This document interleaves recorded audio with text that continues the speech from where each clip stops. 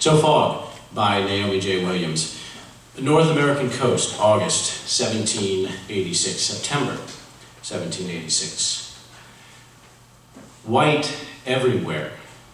Mist so thick it obliterates colors and edges. Up on the quarterdeck, our captain looks like an artist's afterthought. He stands on the port side, gazing out toward the North American coastline, but it's all one whiteness. Sea, sky, land. We can hear the flagship's bell, but cannot see her. I climb partway up the steps and wait until he notices me. "Monsieur Laveau," he says, inviting me up. When I reach him, I see his face drawn and thin. Francois is right. He hasn't been sleeping. Of course, all of us have lost sleep and weight since Alaska. "How is your patient?" he asks. Says, I shake my head. It won't be long. 1 year into the campaign, and I have but one patient. That's never happened to me before. When I served under Admiral d'Orvilliers during the American Revolution, a fleet lost almost 1,000 men to dysentery and typhus. 1,000 in less than 4 months. We've had no new sickness since leaving France. My current patient, a servant with one of our young lieutenants, was already ill when he joined the expedition. I still don't know by what subterfuge the lieutenant managed to sneak him aboard. The servant will be our first death from disease. It's remarkable. After more than a year at sea, I might reasonably feel proud of this, but 21 men drowned 3 weeks ago. 11 from our ship, 10 from the flagship. The calamity has made pride of any sort impossible. "And the rest of the men?" the men asks. So, minor complaints, a sprained finger, one deeply lodged splinter, a few colds. Their spirits are still subdued, of course. The captain says nothing. "Sir," I finally venture, "may I offer you anything? A sleeping draught, perhaps?" The captain turns to me, searches my face for a moment. "No, thank you, Monsieur Laveau," he finally says. He turns back to studying the fog and its phantoms. Below, I make my way to the captain of our chaplain, Father Receveur. He's waiting with Francois, who's stooping awkwardly in a corner. "Well," the priest says. Yes, he looks exhausted, I acknowledge, but he refused my offer of a sleeping draught. The priest nods, unsurprised. "Look what else Francois brought us," he says, pointing to papers spread out over his cot. He holds up a lantern for me as I look over the crumpled sheets, each containing just 1 or 2 lines of writing. My dear Lord,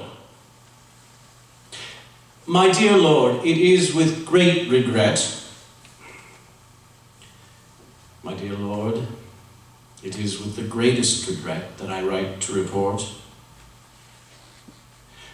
My Lord, it is with a heavy heart that I write to inform you of the death, strike through.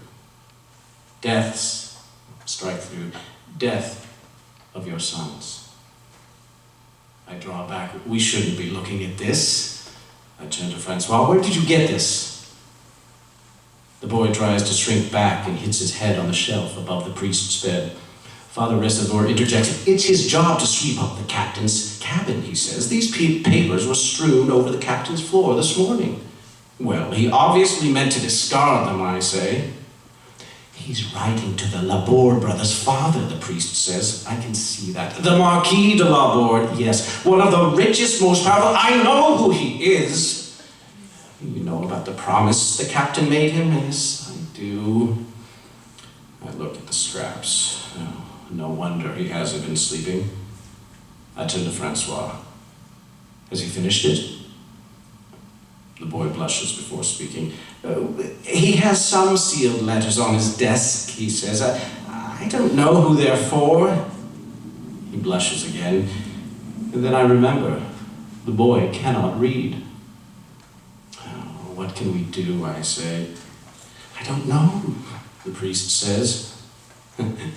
It's pleasing to hear the chaplain say for once that he does not know something. In the morning, I make my daily tour of the ship, greeting the men, looking and listening for signs of illness. On deck, the fog surrounds us like an infectious miasma.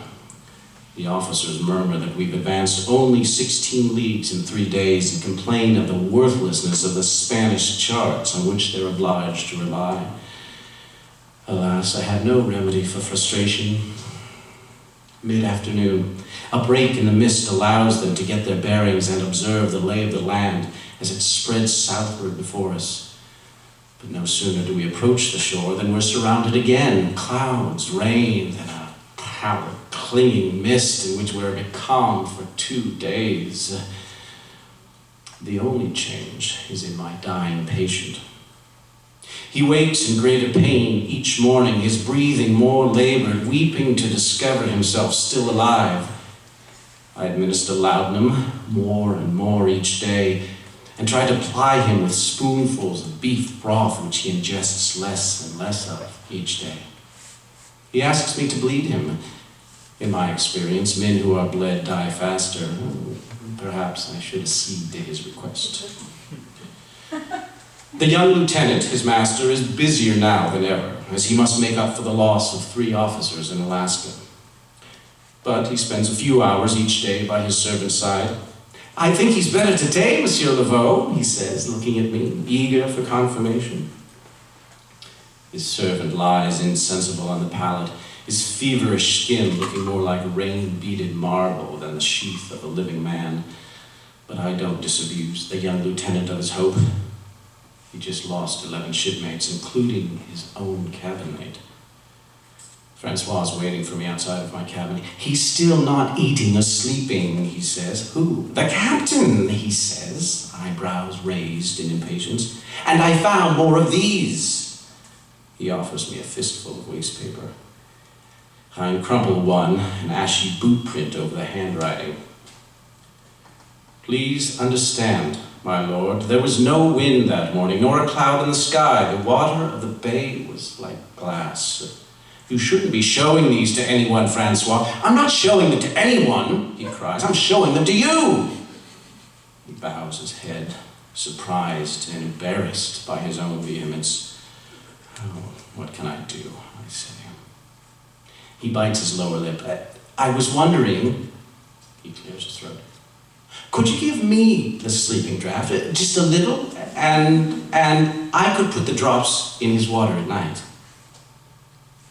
I stare at the boy, horrified and amused and impressed. "He always drinks water at night," he adds. When he leaves, he ducks his head to clear the doorway. He's grown tall in the year since we left France. Someone needs to teach him how to shave.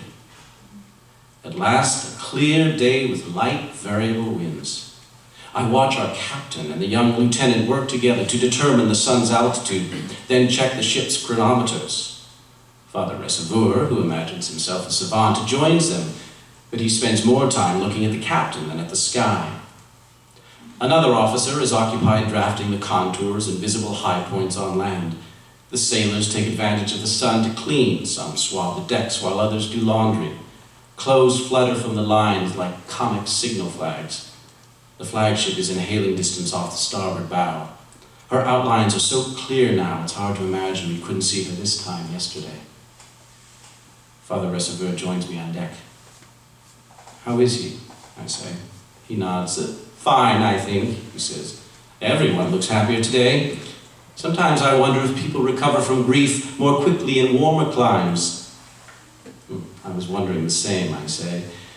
In fact, I'd been enumerating in my mind the needed elements: light, warmth, visibility, colors. "Our captain looks better rested, too." Yes, I say. I do not confess to him my arrangement with Francois. Just before nightfall, a strong wind from the west-northwest pushes before it a wall of white that overtakes the ships in minutes. We also encounter strong cross-currents suggestive of a nearby bay. I've sailed enough to know the risks. We may be driven ashore and run aground, or driven into a gulf and embayed. As expected, a hail from the flagship and a command shouted across to veer back out to sea. Before long, we are pitching about in the relative safety of the open ocean. The servant dies during the night. In the morning, I wake the young lieutenant, who cries out when I tell him he'd still believe the man might recover. I used to believe that people suffered more over sudden, unexpected deaths than over long, protracted ones, but I no longer think so. Grief always lands heavily. I make my way to the captain's cabin. He calls, "Come in!" But his face falls when he sees me. "Is he dead?" he asks. I ask when we might expect to make landfall for a burial. Well, not for a month, he tells me. Not till we reach Monterey. He absently places a hand on what looks like a stack of correspondence. I'm afraid it means another condolence letter, sir. Takes his hand back and looks up at me, eyes narrowed. "Not at all," he says. "This man was not my responsibility. It's the young lieutenant," he says, "who has the difficult letter to write." "Of course," I say. "We should bury the man at sea," I tell him. "This practice, common in French ships, of keeping corpses on board till they can be buried on land, is repugnant and insalubrious." He agrees, then instructs one of his officers to find a carpenter and sailmaker to help the young lieutenant prepare his servant's body. An hour later, the captain arrives on deck, hails the flagship through the mist to report that we've had a death on board, and summons all hands for the service. Father Reservoir has the perfect sonorous voice for the office. The fog renders everything and everyone less corporeal.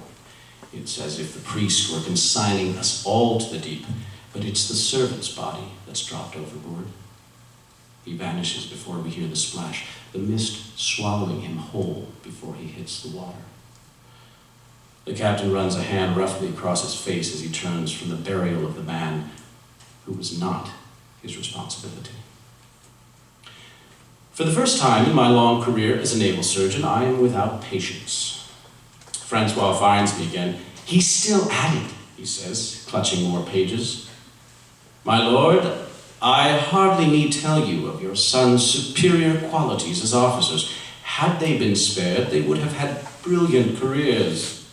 Indeed, I begin to wonder how I can come home when they cannot." "I need more laudanum," Francois says. "Shh," I command. Cabin walls may be made of thick planks, but there are gaps. I fix the boy with what I hope is a hard stare. "You're not using it yourself, are you?" He shakes his head, eyes wide with surprise and insult. "Is he eating?" "Mostly broth and bread. His cook should." "It's what he asks for, Monsieur Laveau." "A laudanum and broth. The consumptive servant's last diet." "You have to do something, Monsieur Laveau," the boy says. "He's going to die." "Nonsense," I say sharply. "The captain is in perfect health." But I see no sign of the captain for several days. The officers don't say anything in my hearing about it, but I sense among them an underlying anxiety. For a week, we alternate between white calms and white gales, then a clearing. The crew pours onto the deck, starved for sunlight. We can see for leagues in every direction, great snow-bound peaks in the eastern distance, lush green islands dotting the coastline. A bay opens before us, too deep to see the other end. The officers know its position, but we sail on without exploring it. Our orders to reach Monterey before mid-September. Father Reservoir joins me again at the rail. "Oh, perhaps that was the Northwest Passage," I say, as the opening recedes from view. "There is no Northwest Passage," he declares. "Oh, you know this for a fact?" "Not for a fact. Not a geographical fact, at least," he says. He avidly scans the wide view before us, as if to make up for the days when there was nothing to see. "I suspect this continent was not created for the convenience of European commerce," he says. "There's no easy way here, no shortcuts." He breaks his outward gaze and looks over at me with a grin. When he smiles, one can see the youth that's usually hidden under his cassock and behind that clerical certainty. "Father," I say suddenly, startling him, "what if we wrote that letter for the captain?" He turns to me, no longer smiling. "You cannot be serious."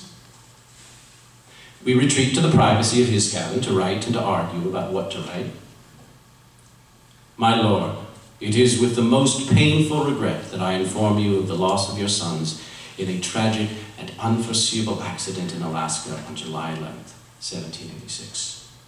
I have asked that the official report from the flagship be forwarded to you, so you may see for yourself the precautions we took. Not one of us had any presentiment of danger." "Oh, too defensive," I say.